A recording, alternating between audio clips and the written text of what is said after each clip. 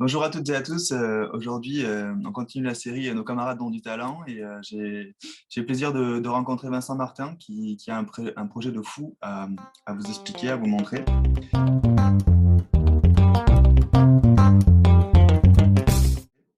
Bonjour Vincent.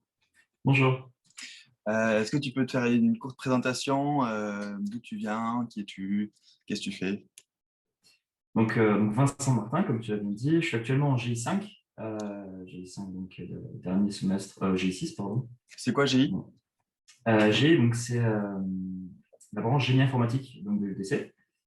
Je suis actuellement en stage de fin d'études au CNES, le Centre national d'études spatiales, à Toulouse, et je travaille sur une mission pour aller en stage. Dans le contexte de mon stage, je travaille sur une mission pour aller explorer Phobos, une des lunes de Mars. Trop génial. Ouais, c'est cool. Donc ça n'a rien à voir avec ton projet de fusée, c'est en parallèle. C'est un parallèle, c'est ça. En fait, je suis passionné par l'espace, passionné par le spatial, et Ok, donc je on veux va y vraiment venir. travailler dessus l'année plus tard. Est-ce que tu peux expliquer ton projet, quels sont ses objectifs et pour quand c'est prévu? Donc, le projet, c'est Polaris, c'est un projet de moteur fusée hybride. Donc, le principe, en fait, c'est de faire un moteur fusée. Donc, il existe plusieurs types de moteurs fusée. J'y viendrai peut-être plus tard. Donc, ça, c'est un moteur fusée hybride. Et l'objectif, en fait, donc j'ai commencé donc, à travailler sur Polaris au printemps 2019, donc ça fait maintenant 2 ans. On est à 2 ans et demi déjà. Euh, donc j'ai commencé à travailler sur Polaris dans le contexte de l'UV, donc de la matière TX, donc étude expérimentale, qui est une matière dans laquelle on peut choisir un sujet qui nous tient à cœur si on souhaite l'étudier. Et donc j'ai travaillé sur ça avec deux enseignants qui étaient en GI à l'époque, donc qui m'encadraient. Et ensuite donc le projet qui s'appelait pas vraiment Polaris à l'époque, c'était simplement un projet d'étude de moteur fusée. Donc j'ai réalisé. Juste euh, pourquoi Polaris? alors pourquoi Polaris? Parce que Polaris, c'est l'étoile, donc l'étoile polaire. Donc c'est l'étoile la plus brillante qu'on peut avoir dans le ciel, outre Vénus, Mars, etc. Donc pour le coup, qui sont des planètes.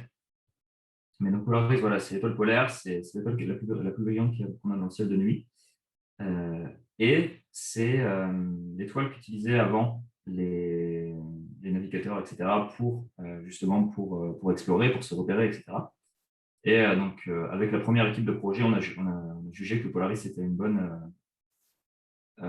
bon nom en fait pour ce premier projet de moteur fusée, donc qui est un peu voilà, on tâtonne, on essaie de vraiment d'explorer comment dire, le sujet, le domaine, et donc voilà pourquoi Polaris.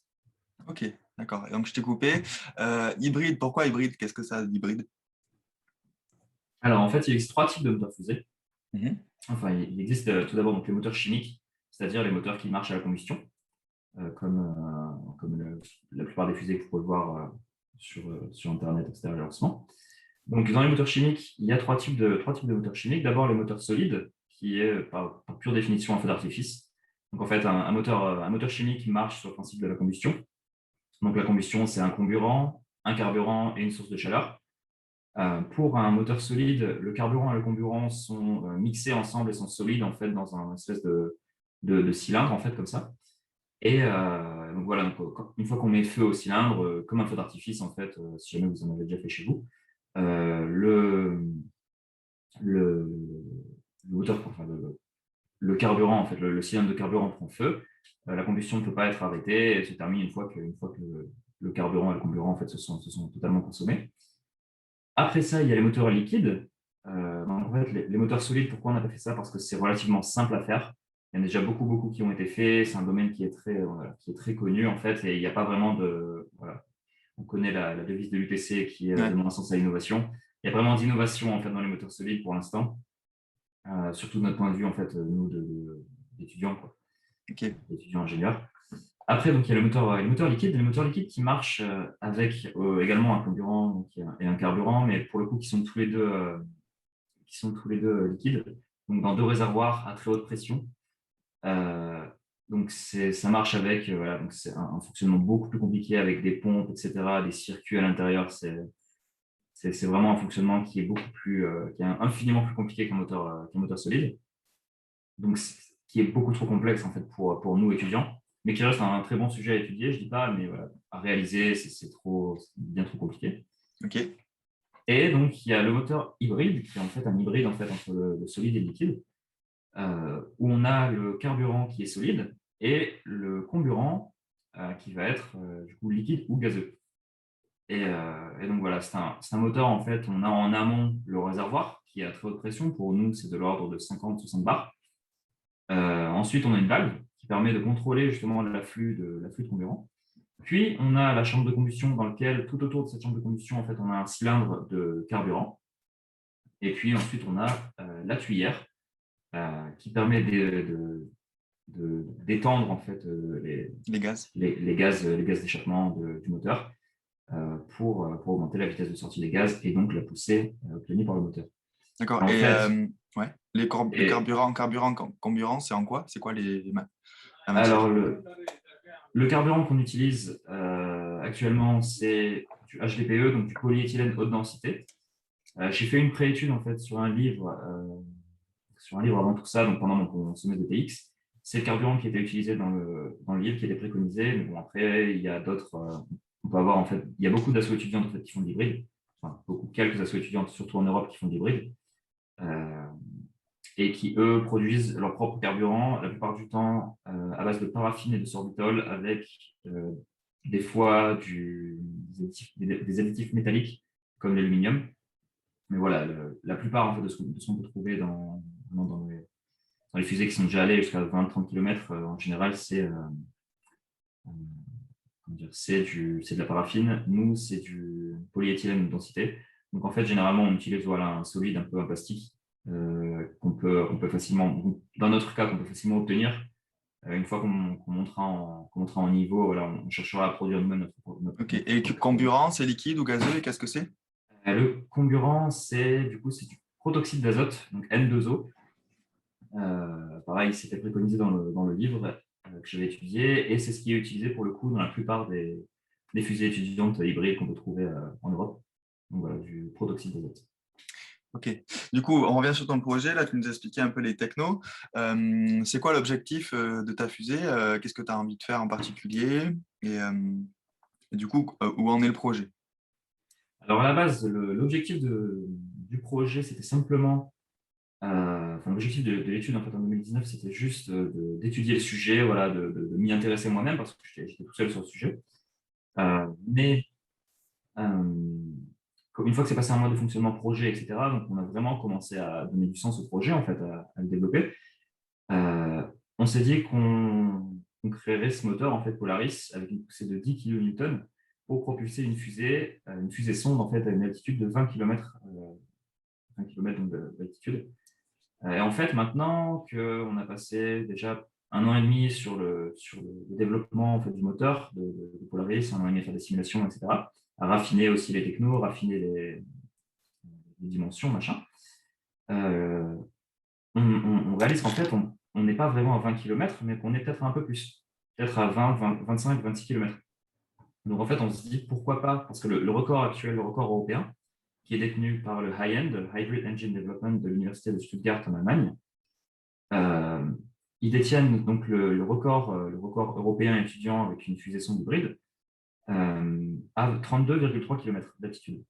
Donc, si on arrive avec 25-26, on est en train en fait, actuellement de se poser la question pourquoi pas en fait backtrack un peu, faire un peu revenir un peu sur le développement à des stades plus, plus prématurés du développement. Et redimensionner en fait le moteur pour arriver justement à 32-35 km pour justement dépasser le record européen étudiant. Ok, donc il y a ce petit objectif en tête. Et pour avoir un ordre de grandeur dans la tête, l'atmosphère, c'est quelle couche ça arrive à où en fait, 20 km par rapport à l'atmosphère? Alors en fait, La stratosphère, c'est encore après ou c'est encore avant? Moi, j'ai pas les ordres de grandeur. la limite en fait entre le ciel et l'espace, en fait, officiellement c'est 100 km d'altitude, ce qui est relativement bas, en fait, c'est très bas.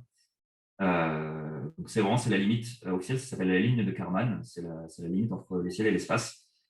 Mais en fait, le truc, c'est qu'une fois qu'on a dépassé les premiers 30, 40 km de l'atmosphère, en fait, c'est plus compliqué parce que c'est là où l'air est plus dense, donc on a plus de frottement, on a plus de gravité parce qu'on est très proche de la Terre. Ah, l'air est Donc plus en dense, fait, plus tu montes, plus l'air est dense. C'est marrant, c'est contre-intuitif. non, non, non, justement, Ah oui, l'air est très dense vers 20-30 km en fait, enfin, jusqu'à 20-30 km. Une d'accord. fois qu'on dépasse ça, c'est vraiment très simple en fait d'arriver enfin, très simple. On n'a pas Plus... besoin d'une fusée beaucoup plus puissante Ouais, pour passer de 30 km à 100 km en fait. d'accord. C'est pas linéaire en fait. La difficulté, elle se situe vraiment à un autre niveau. Donc jusqu'à 30, 35 km, voilà, c'est là où se situe la difficulté. Et une fois qu'on arrive à passer voilà, ces 30 premiers kilomètres, on peut vraiment aller plus haut. Ok, d'accord. Et c'est quoi vos deadlines? Vous avez une échelle de temps un peu dans la tête ou vous avancez pas à pas? Alors on avance pas à pas, mais on essaie de garder quand même un goal en fait qui serait dans l'idéal un lancement. Donc le lancement de Polaris en fait. Hein. Pour l'instant, Polaris, c'est le nom du moteur. On n'a pas encore trouvé de nom pour le système lanceur, en fait, la fusée. Mais l'idée, en fait, ce serait voilà, de réaliser un lancement vers voilà, fin 2022, début 2023, même si je pense que ça va être un peu tendu au niveau de la fabrication, etc. Actuellement, on est en train de réaliser le premier prototype. Premier prototype du moteur avec une poussée de 1 kN, donc un dixième de la poussée du moteur Polaris. Euh, on n'est pas encore dans la phase de réalisation, mais on a terminé la phase de conception. Et maintenant, on va passer toutes les commandes pour pouvoir réaliser le. Malheureusement, donc, on ne peut pas le construire cet été parce que les labos à l'UTC sont fermés. Mais dès septembre, on va se mettre à la construction du premier prototype et on espère une mise à feu voilà, fin septembre, début octobre du premier prototype de Polaris. D'accord. Et donc tu disais, ces idées-là de vouloir construire des fusées, ça t'est venu d'où? Tu es à la base passionné d'aérospatial, j'imagine. C'est depuis l'enfance. Qu'est-ce qui te passionne dans tout ça? Alors, j'étais très passionné par l'espace quand j'étais petit. Euh, En grandissant, je n'avais pas des notes qui étaient exceptionnelles, donc j'ai un peu mis de côté cette passion, tout ça. Je me suis orienté sur l'informatique. Euh, et donc, j'ai fait un DUT informatique. Et pour le quatrième semestre de ce DUT informatique, je suis parti à l'étranger. Petite anecdote. Et donc, quand je suis parti, pendant que j'étais parti à l'étranger, donc c'était début 2018, euh, Elon Musk et SpaceX ont lancé la fusée Falcon Heavy. Donc, c'était le 6 février 2018. Et le jour où j'ai vu ça, où j'ai vu, parce que SpaceX réussit à faire revenir les premiers Mm. étages de leur fusée, les faire atterrir sur Terre. Et le jour où j'ai vu ça, j'ai débloqué. C'était comme une révélation pour moi. Et je me suis dit, mais en fait, c'est pas dans l'informatique que je veux travailler, c'est là-dedans. Quoi. Je trouve ça grandiose, en fait, le fait de dépasser, de pousser voilà, les avancées technologiques toujours dans son domaine. Et voilà, je trouve ça absolument génial. Et donc voilà, Alors on n'a pas parlé, c'est là que vient ma est-ce que passion. vous avez la possibilité de récupérer la fusée ou en tout cas de la suivre et savoir où c'est qu'elle va atterrir, récupérer ce qui Ouais, c'est reste? ça. Bah, en fait, l'idée, ce serait vraiment de récupérer l'entièreté de la fusée pour pouvoir l'exposer après à l'UTC. Ouais, Bon, la réutiliser, ce serait ouais. vraiment compliqué. Actuellement, il y a deux choix qui se posent à nous, enfin un choix avec deux options. C'est soit on tire depuis la Terre donc sur une zone militarisée en fait, où on teste des missiles en général. Euh, Auquel cas, du coup, la fusée atterrirait sur du sol, sur la terre ferme, ou euh, on la tire depuis la côte donc vers la mer. Et si on la tire vers la mer, elle atterrirait dans la mer. Ça simplifierait d'un côté la récupération, mais pas sûr qu'on puisse le réutiliser s'il y a de l'eau salée en fait, qui s'engouffre à l'intérieur du moteur, etc. On ne sait pas les effets que ça peut avoir. Mais sinon, voilà, oui, l'objectif, en fait, c'est vraiment de récupérer. L'objectif principal, en fait, c'est de récupérer le module électronique, le module avionique, dans lequel Mhm. on va avoir toutes les données de vol, en fait, les données de poussée, d'accélération, de vitesse, de Vous avez position, une boîte etc. noire un peu? Un peu, ouais, c'est un peu ça. Un peu une boîte noire, en fait, qui est située dans le segment haut de la fusée. Mhm. Euh, et donc, voilà, l'objectif premier, c'est de récupérer ce boîtier avionique. Mais après, si on peut récupérer l'entièreté de la fusée, autant le faire. même si ce n'est pas pour la réutiliser, simplement pour l'exposer dans l'UTC, je pense que c'est pas mal. Et quand tu dis lancer de la côte et viser vers la mer, vous n'avez pas de système de guidage, c'est juste l'orientation de départ qui va déterminer sa trajectoire. C'est ça. C'est ça, ouais. Ok. Donc, si on tire vers l'ouest, en fait, on ne tire pas la fusée à la verticale, en fait, on la penche un peu comme ça, et elle suit la tour de lancement, en fait, sur les 10 premiers mètres. Mettons que la tour de lancement fasse 10 mètres, voilà, elle suit la tour sur 10 mètres, et c'est suffisant, c'est assez pour la guider sur l'entièreté de sa trajectoire. Ok. Est-ce que tu utilises les compétences que tu acquiers tout au long de ta scolarité dans ce projet-là? Ou est-ce que c'est que des connaissances personnelles? Alors moi, étant donné que je suis chef de projet, du coup, j'ai géré, en fait, moi, du coup, c'est plus des compétences de gestion de projet que j'utilise. Mais oui, en fait, j'ai géré environ 40 étudiants sur 3 semestres au sein d'une structure qui maintenant qui est en cours de création, qui s'appelle l'UTC Rocket Propulsion Laboratory, donc l'URPL. C'est en cours de création actuellement. Donc, moi, personnellement, j'ai surtout utilisé les connaissances que j'ai acquises au printemps 2019, quand j'ai fait la préétude sur le livre dont je t'ai parlé. Donc, surtout des connaissances de méca, de dimensionnement, de propulsion. Tu peux Mais peut-être mentionner ce livre-là? C'est quoi ce livre? donc, ce livre, c'est The Design of a Hybrid Rocket Engine de Richard Newlands. Donc, c'est un ingénieur britannique qui travaillait dans le design, dans la conception en fait, de moteurs de fusée hybride.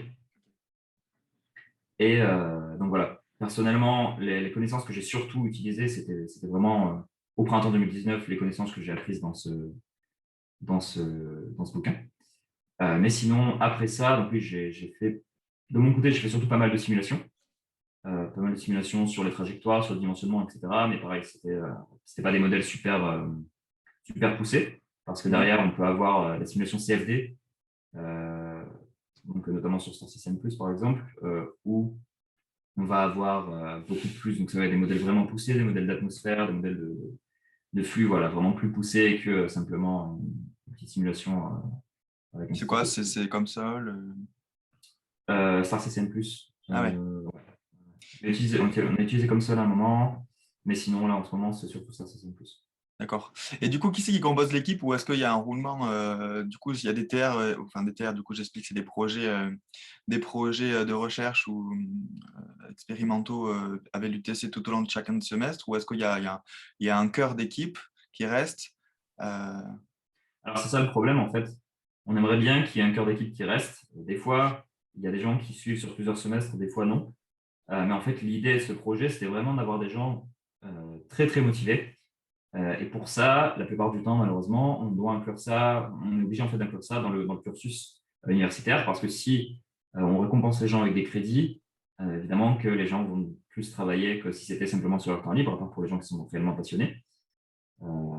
Mais c'est pas le cas de tout le monde. Il y en a simplement qui ont envie de travailler sur des projets du secteur aéronautique, donc espace compris. Et donc qui ont beaucoup de compétences, par exemple en CAO, donc en conception mécanique ou bien en simulation de fluides multiphysiques.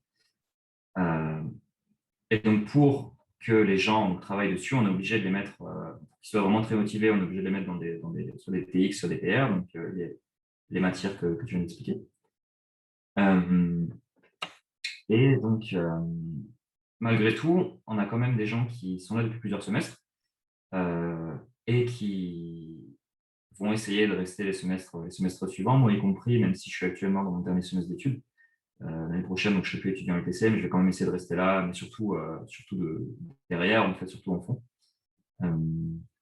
Donc voilà, on a quelques étudiants qui restent là, mais la plupart, le gros de ces étudiants-là, c'est surtout les référents, en fait, parce qu'on a 5 équipes.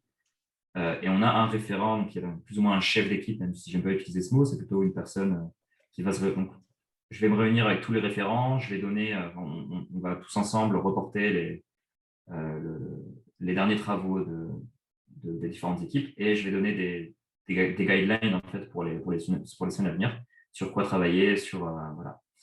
Et donc, c'est les référents qui font ça et la plupart du temps, les référents sont des gens qui sont restés là, qui sont là depuis plusieurs semestres. Mais sinon, le gros des équipes, c'est-à-dire les non-référents, change. En fait, pour la plupart, il y a des roulements tous les semestres. Ok, d'accord. Une question qui me vient aussi, c'est qui est-ce qui soutient financièrement comment c'est possible d'assumer les coûts, j'imagine, assez conséquents d'un tel projet? C'est une bonne question. Je n'ai pas de réponse. Parce qu'actuellement, niveau financier, c'est très difficile. On s'est mis en contact avec Ariane Group, avec le CNES aussi. Pas que moi, en fait, étant actuellement en stage au CNES, j'ai pu parler directement en interne. Mais sinon, Monsieur Patrice Simard, qui soutient, donc, qui est le chef du label Aéronautique et Espace, qui est enseignant au département ingénierie mécanique. C'est l'enseignant référent de notre projet. Il est là depuis le début, depuis que j'ai fait mon étude en 2019. Et lui a des contacts dans l'industrie et il parle avec eux, etc. Et il essaie de négocier des partenariats, des sponsors à un niveau évidemment plus élevé que moi je peux le faire. Mais actuellement, donc, voilà, c'est encore en cours de discussion, donc, surtout au niveau Ariane Group et CNES. Et je sais Il y a une qu'on a. association qui s'est créée autour de ce projet ou Donc, pas? comme je t'ai dit, ce n'est pas vraiment une association, c'est plutôt un espèce de laboratoire Ouais, étudiant, c'est l'URPL, l'UTC ouais. Rocket Propulsion Laboratory. Donc, ce n'est pas vraiment une asso, Vous pouvez pas parce avoir des que, subventions du coup? mais du coup, non, parce que ce n'est pas vraiment une asso. On a essayé de voir pour fusionner avec UTSpace dernièrement. Donc, UTSpace qui est Ouais. l'association de l'UTC, voilà, tout ce qui est vulgarisation au niveau des fusées, etc. Mais voilà, ça n'a pas été très fructueux parce que voilà, notre organisation et la leur ont voilà, différentes structures, différentes organisations, différents points de vue sur les choses. On essaiera de revoir ça au semestre, l'année prochaine, en fait, au semestre prochain, voir si c'est faisable, en fait, une fusion avec eux, parce qu'évidemment, ce serait plus intéressant. Ouais, j'imagine. Et donc, c'est un peu un point d'interrogation que vous avez par rapport au futur, le financement. Peut-être réfléchir à un financement participatif. Ouais, éventuellement, on a pensé à ça. Donc, dans tous les cas, si on doit mettre un peu de notre poche à nous, on le fera. On en a déjà parlé, on le fera. Après, un financement participatif au niveau des étudiants de l'UTC, pourquoi pas, j'y ai songé également. Ce serait intéressant et je vais continuer à explorer l'idée. Ouais. Ok. Maintenant que tu es en stage donc dans l'aérospatial, est-ce que tu prépares une bifurcation professionnelle et est-ce que finalement tu vas pouvoir atteindre ce rêve que tu avais gamin ou pas? Ah oui, en fait, enfin, j'espère, parce qu'actuellement, voilà, j'ai fait un premier stage chez Thales Alenia Space, c'est une entreprise qui conçoit et construit des satellites Mhm. sur leur site à Cannes. C'est mon stage d'assistant ingénieur en quatrième année à UTC.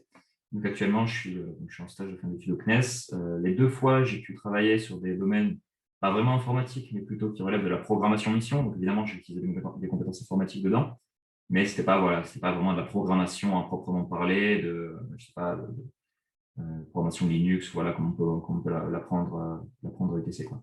C'était plus appliquer des connaissances de mécanique spatiale, d'orbitographie, etc., euh, à l'aide de l'informatique. Et donc, oui, j'espère donc, pour l'année prochaine pouvoir trouver un job dans le milieu. Ouais. Et sinon, j'ai postulé, si ça ne se fait pas, j'ai postulé en master spécialisé à l'ISAE Supaéro, Hmm. donc, qui est une Oui, grande l'école. école de référence Ouais, de spatial voilà, France. en France. Voilà, donc sinon j'ai postulé en master spécialisé chez eux pour avoir vraiment une teinte en fait spatiale à l'information. C'est pareil, Une j'attends aussi une réponse. réponse de leur part. D'accord. Est-ce que tu es soucieux des enjeux écologiques du siècle? Oui, quand même, mais pas autant que certains étudiants, enfin certains autres étudiants du lycée. Alors, qu'est-ce que tu me réponds si je te dis quid de l'aérospatial et de l'écologie? Alors, au niveau du spatial à proprement parler, on pourrait penser en fait que les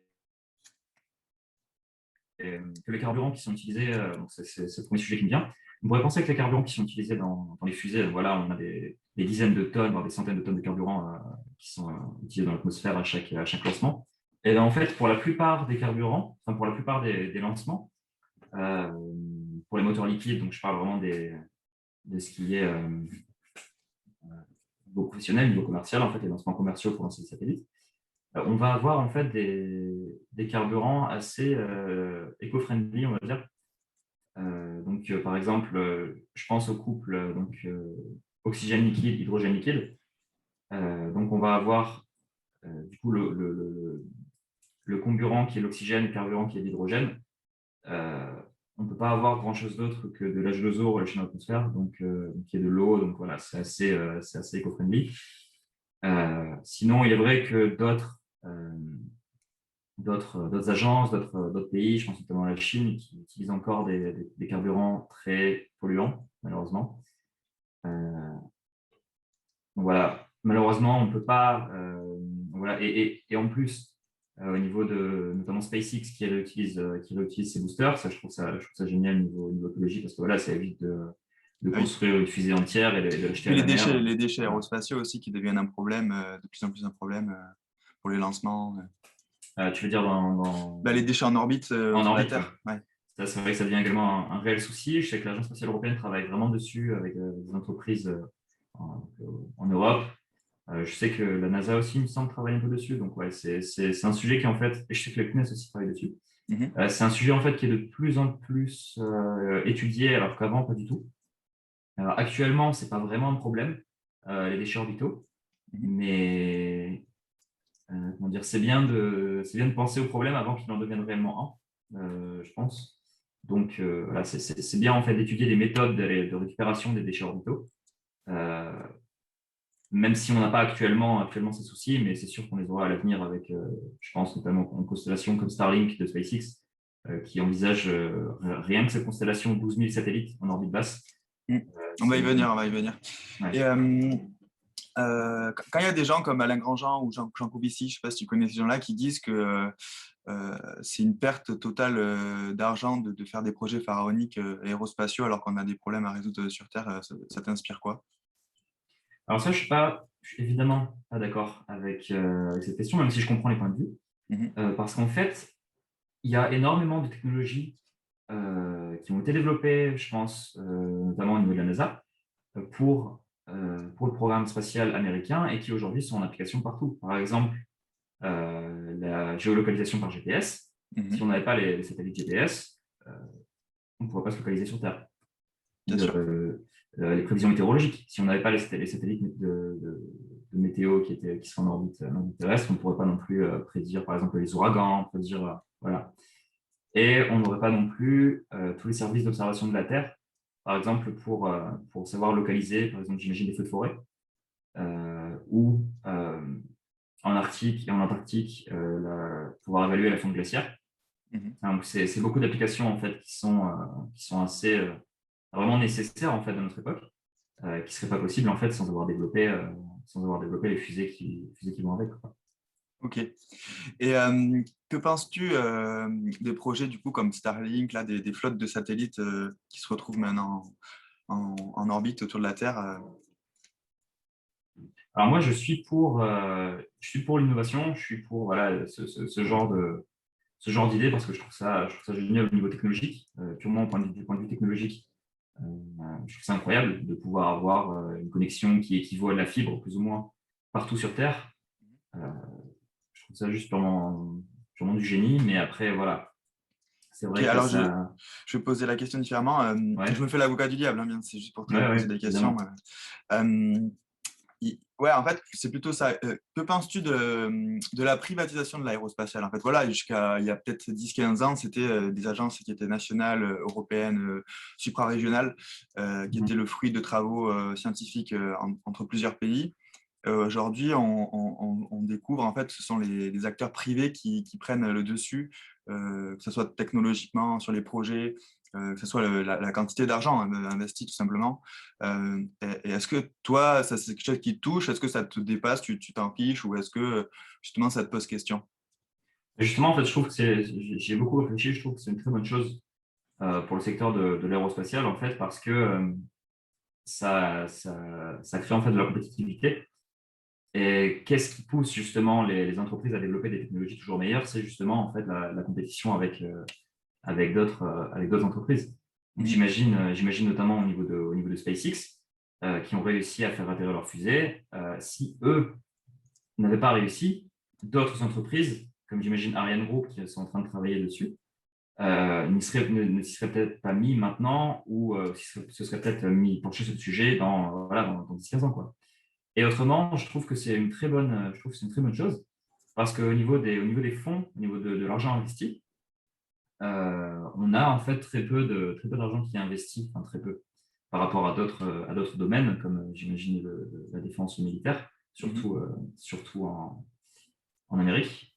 Donc, pour remettre les choses dans le contexte, il me semble, hein, je n'ai pas envie de dire de conneries, mais si on prend la totalité du budget que la NASA a reçu depuis sa création, c'est équivalent au budget que le ministère, donc le département de la Défense américain, reçoit en un an. Voilà, donc Mhm. 60 ans de budget de NASA, c'est égal à un an de budget de la défense américaine. Voilà, donc Est-ce que tu n'as pas peur justement que ces acteurs privés qui prennent la place en aérospatial ne fassent pas péricliter les agences internationales, la NASA, l'agence. non, je pense pas, parce que dans tous les cas, en fait, le fonctionnement, pour avoir été bientôt un an dans l'industrie à travers deux stages, l'avantage en fait de mes stages, c'est que j'ai fait un stage chez un industriel, donc Thales Alenia Space, et chez une agence, le CNES. Et en fait, j'ai pu voir le fonctionnement des deux côtés, parce qu'en fait, on va avoir le CNES ou la NASA ou l'ESA, par exemple, l'Agence spatiale européenne, qui vont dire, OK, je veux un satellite pour aller, je sais pas, vers Vénus. Je prends le cas d'une mission ESA qui a été sélectionnée récemment. Je veux un satellite pour aller orbiter Vénus et pour observer voilà, ça. Donc, autant de choses que j'ai envie d'observer autour de Vénus. Et donc, du coup, l'Agence spatiale européenne va faire un appel d'offres. Et c'est les entreprises privées, donc les industriels, qui vont répondre à cet appel d'offres, faire du coup des propositions et avant de faire ces propositions, faire des études. Mais évidemment, il n'y a pas qu'une seule entreprise qui va répondre à l'appel d'offres. En général, Mhm. il va y en avoir plusieurs qui vont du coup être en compétition vis-à-vis de l'Agence spatiale européenne, vis-à-vis de l'appel d'offres. Et donc, du coup, qui vont se pousser en fait à développer de meilleurs moteurs, des moteurs plus économes. Donc voilà, on va devoir prendre moins de carburant, du coup, le satellite sera moins lourd, donc on aura plus de masse qui pourrait être réservée à la charge utile, donc aux observations scientifiques, etc. Donc en fait, je trouve pas que ce soit une mauvaise chose parce que voilà, c'est vraiment deux domaines qui sont différents. Mhm. En fait, tout ce qui est scientifique, tout ce qui est au niveau exploration voilà, et exploitation des données, en fait, c'est jamais fait par des entreprises privées. La plupart du temps, c'est fait par des entreprises, enfin, par des agences, en fait, par des agences publiques, comme l'ESA ou le CNES, ou même des universités, très souvent des laboratoires.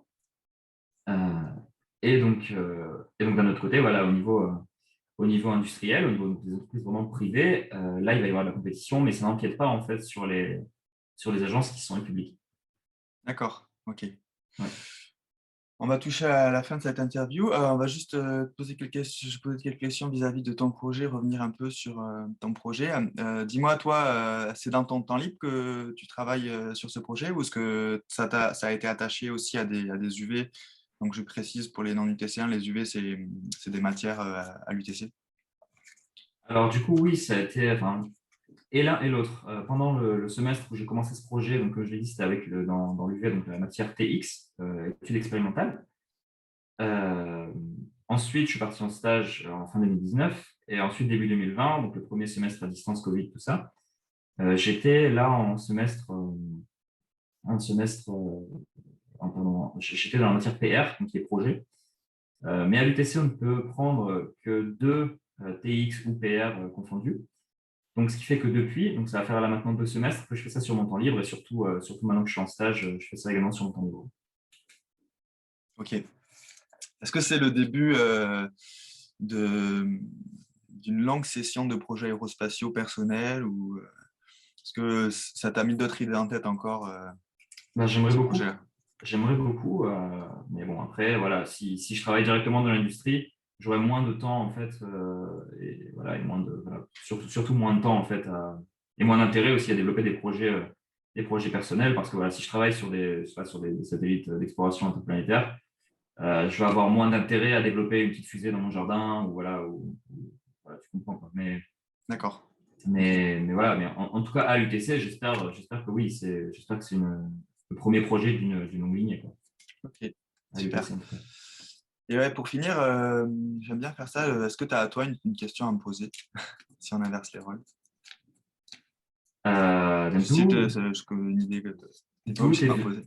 D'où est venue cette idée en fait de faire cette série et d'interroger des étudiants? Donc, en fait, ça s'ancre dans mon travail étudiant. Donc, je fais du journalisme pour le Courrier Picard. Mhm. Sur ces bases d'interviews, j'écris des articles pour le Courrier Picard, du coup. Et en fait, ça m'est venu l'idée. En fait, j'ai fait quelques interviews qui étaient très intéressantes et en fait, elles mouraient dans mon PC, quoi. Et je sais qu'il y a plein de gens, notamment des étudiants, qui aimeraient savoir ce que nous on fait, parce qu'on parle pas souvent de nous. On voit souvent des spécialistes, mais je trouve que c'est important de donner la voix à des jeunes de notre âge qui font des choses, des super projets, qui ont plein d'idées.